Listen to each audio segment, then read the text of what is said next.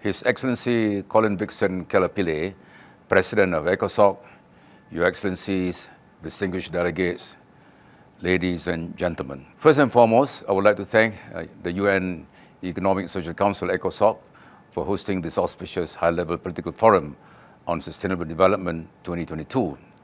I'm pleased to be invited here to further strengthen our partnership as we build back better post the global pandemic and the ever-present threat of climate change that continue to pose significant challenges in our social, environmental, and economic development. Against this backdrop, I am proud to reaffirm Malaysia's commitment to implement the 2030 Agenda for Sustainable Development as reflected in our current National Development Plan, the 12th Malaysia Plan. Malaysia always has and will continue to emphasize a people-centric and collaborative approach based on the spirit of Keluarga Malaysia, or the Malaysian family, towards pursuing sustainable economic growth. Ladies and gentlemen, as we are all aware, climate change and the corresponding natural disasters are already threatening food production, livelihoods, and human health worldwide. Unless we work together, these problems will only worsen, and the poorest and most vulnerable will suffer the most. This will inevitably lead to instability and social unrest.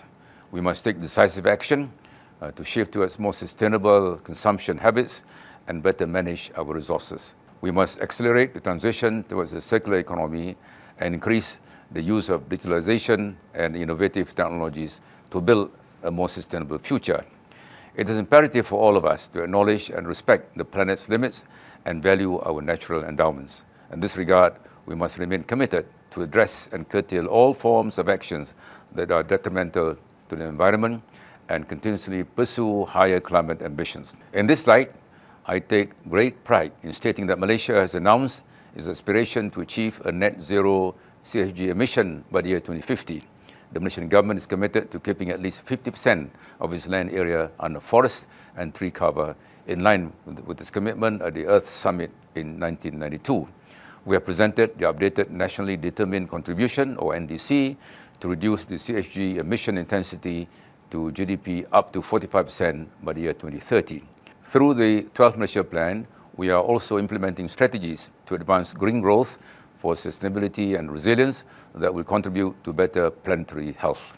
As a small and open economy, Malaysia believes in the spirit of the rules-based multilateral trading system for a more inclusive and sustainable global economic recovery. This is particularly important in the era of increased digital trade. Ensuring a resilient global supply chain requires stronger international cooperation and commitment, particularly in policy coordination and trade facilitation.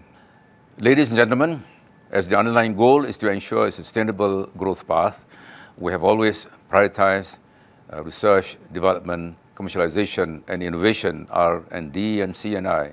And this is in line with the aspirations of SDG 9. Efforts to strengthen the capacity and capability of R&D and C&I, as well as nurture the right talent in science, technology, and innovation, have been ongoing. Ladies and gentlemen, digital infrastructure is also equally crucial in ensuring sustainable economic growth and inclusive development. Malaysia is implementing a national digitalization plan, more commonly known as the Plan Jalinan Digital Negara, or JENDELA. The plan was formulated through a public-private partnership approach to ensure equitable access to broadband connectivity, particularly for students in geographically remote areas. Thus far, Malaysia's 4G coverage has reached 95.5% as of this year's first quarter under Phase 1 of the JENDELA initiative. In addition, JENDELA has fiberized more than 2 million premises, upgraded over 32,000 base stations, and constructed over 1,000 new mobile towers nationwide. Translating the global SDGs into an ambitious yet realistic local agenda tailored to the regional development context is essential. It is a crucial step for building back better. Our priority is to continuously pursue inclusive, sustainable economic growth and ensure that no one is left behind.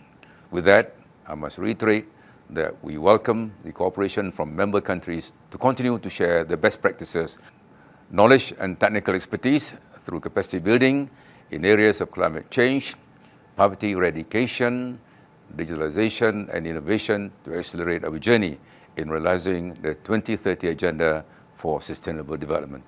Thank you and have a good day.